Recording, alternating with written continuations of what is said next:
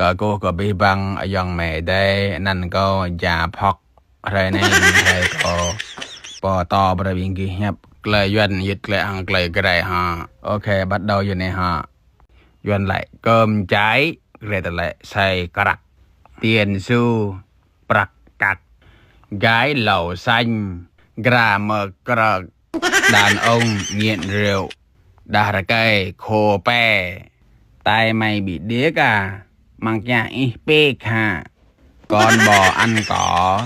mò bằng rực con khỉ leo cây ra đi kêu món pịa bò nhằm vịt mò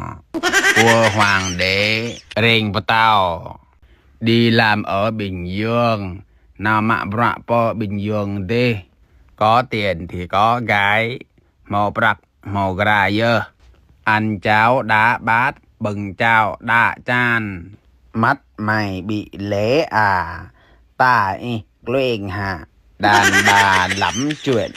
đà ra mẹ đọc tàng